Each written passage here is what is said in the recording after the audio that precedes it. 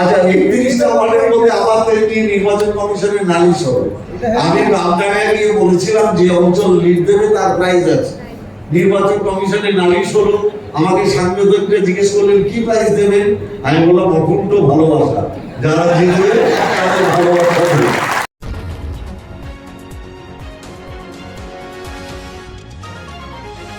আপনারা দেখছেন এইকাল.in, সঙ্গে থাকুন, ভরসা রাখুন।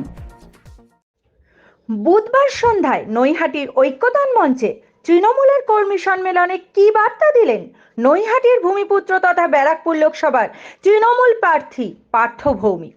দেখে নেব এইকালের সেই প্রতিবেদন। আমি না যখন বীজপুরে যাচ্ছি, বীজপুরের শুভকামায় বলছে বীজপুর যা লিড দেবে ব্যারাকপুরে কেউ দিতে পারবে না। আবার আমডাঙ্গার অফিসার আমাকে বলছে আমডাঙ্গা যা লিড দেবে কেউ দিতে পারবে না।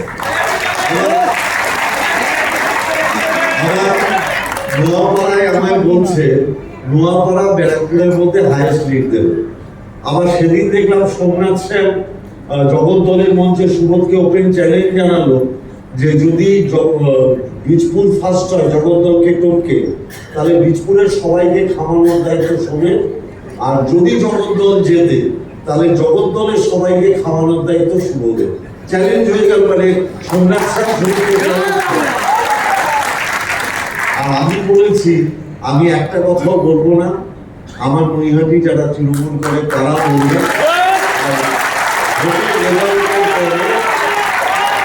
রেজাল্টের পরে এটা বোঝা যাবে কে কতটা করবে। আমি নৈহাটির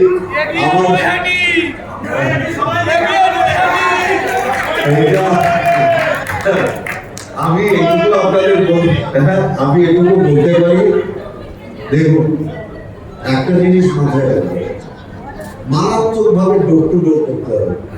সবাই এটা মাথায় নেই। মিটিং মিছিলের থেকেও যত বেশি আপনি মানুষের বাড়ি যেতে পারবেন তত বেশি কিন্তু আপনি মানুষের সমর্থন পাবেন। আমার মূল এজেন্ট দেখুন, একটা রাজ্যের এজেন্ডা আছে, একটা ব্যারাকপুরের এজেন্ডা আছে। ব্যারাকপুরের এজেন্ডা একটা, আপনি 2019-এর সন্ত্রাস চান না 2021-এর পরে শান্তি চান? আপনি 2019-এর পরে সন্ত্রাস চান না আপনি 2021-এর পরে যে শান্তি বিরাজ করছে এটা চান? একটাই কথা, কিচ্ছু দরকার নেই, আর কিচ্ছু দরকার নেই। আর যারা বক্তৃতা করবেন আমি তাদের অনুরোধ করব, মূলত আমাদের যা কিছু হবে সব ভারতীয় জনতা পার্টিকে অ্যাটাক করবে। এই যে জমিদারি রাজত্ব চলছে, এই যে এনআরজিএস এর টাকা দিচ্ছে না, বাড়ির টাকা দিচ্ছে না। আচ্ছা, পঞ্চায়েতের জন্য একটা ঘোষণা আছে, 4টে পঞ্চায়েতের জন্য একটা ঘোষণা আছে। আজকে এই সাংসদ অভিষেক বন্দ্যোপাধ্যায় বলেছেন যে এটা আমাদের ঘোষিত নীতি, যে পঞ্চায়েত এই নির্বাচনে তৃণমূল কংগ্রেসকে জেতাবে সেই পঞ্চায়েতে আবাস যোজনার সমস্ত টাকা এই ডিসেম্বরের মধ্যে মমতা ব্যানার্জি দিয়ে দেবে।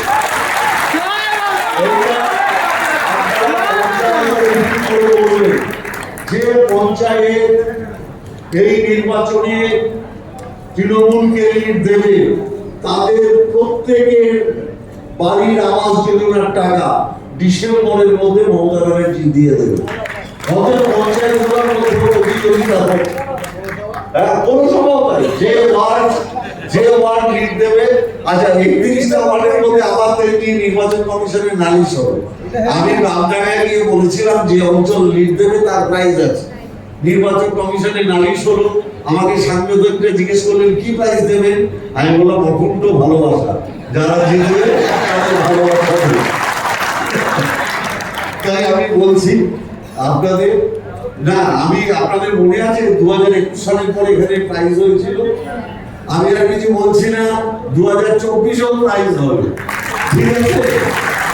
আর মহিলাদের একটা বড় ভূমিকা আছে, লক্ষ্মীর ভান্ডার কিন্তু 500 থেকে 1000 হয়েছে। এবং আমি যেটা ঠিক করেছি, আমার ব্যারাকপুর লোকসভা সব লক্ষ্মীমার ঘরে আমি একটা মমতা ব্যানার্জির কার্ড পৌঁছে দেব, যাতে তাদের লক্ষ্মীমাকেও আমরা স্মরণ করতে পারি আর লক্ষ্মীমারও যাতে মমতা ব্যানার্জিকে স্মরণ করতে পারি। এই দুটোই ব্যাপার। আর আগামী দিনে রাজনৈতিক, আজকে আমি কোনো রাজনৈতিক বক্তৃতা রাখতে আসিনি, আপনারা একটা অনুমতি আমাকে খালি দেবেন, আমাকে এবার বাইরে অনেক বেশি টাইম দিতে হবে। অতএব আপনারা আপনাদের মতো করে আমার নাম করে আপনারা বলবেন, এটুকু আমি চাই। আর আমি যতটুকু পারবো আমি দেবো, কিন্তু আমাকে আমডাঙ্গা এবং ভাটপাড়া বেশিরভাগ সময়টা দিতে হবে। অতএব আপনারা আমি চাইবো যে আপনারা আমার হয়ে পরিশ্রম করুন, এটুকুই আমার বলা। সবাইকে ধন্যবাদ। মমতা ব্যানার্জি ধন্যবাদ। আমি তো এর আগের দিনই বলেছিলাম যে অর্জুন সিং যদি বিজেপির ক্যান্ডিডেট হয়, দলে দলে বিজেপির লোক তৃণমূলে যোগদান করবে। তাহলে কি ভাঙন শুরু হয়ে গেল বিজেপি দলে? বিজেপি তো দেখতেই পাচ্ছেন আপনারা, দলে দলে মানুষ আসছে বিজেপির জন্য তৃণমূলে জয়েন করছে, এবং অর্জুন সিং এর নামটা অ্যানাউন্স হতে দিয়েছে। দেখুন সারা ব্যারাকপুর জুড়ে বিজেপিতে ভাঙন শুরু হয়ে যাবে। আজকে ব্যারাকপুরে মানে তৃণমূল ছিল না তো বিজেপিতে যোগদান করেছে নীলগঞ্জের অফিসে। কে? ওই মন্টু সাউ ছিল, সঞ্জয় সিং ছিল, এরা তৃণমূল ছিল নাকি বিজেপি যোগদান করেছে। সঞ্জয় সিং কোথাকার? ভাটপাড়া জগদ্দল ভাটপাড়া। ও তো বিজেপির ক্যান্ডিডেট ছিল 2022-এর মিউনিসিপালিটি নির্বাচন। ও আবার তৃণমূল করলো কবে? 40 জন যোগদান করেছে। আরে ওরা তো বিজেপি ছিল, বিজেপি ছেড়ে বিজেপিতে যোগদান। আচ্ছা এরা হয় নাকি? ও তো 2022-এ বিজেপির ক্যান্ডিডেট, ওকে তৃণমূল নেয়নি। কিন্তু মান্নু সাউ তো টিএমসিতে ছিল। হ্যাঁ, মন্ডু তো অর্জুনের সাথেই ঘুরতে ছিল, কিন্তু ওই সঞ্জয় সিংরা তো বিজেপি ক্যান্ডিডেট ছিল। আচ্ছা একটা বিষয়, সেটা হচ্ছে আপনার নির্বাচনী এজেন্ডা কি হবে, মানুষের কাছে কি বলবেন? ব্যারাকপুরে গুন্ডারাজ নয়, শান্তি চাই।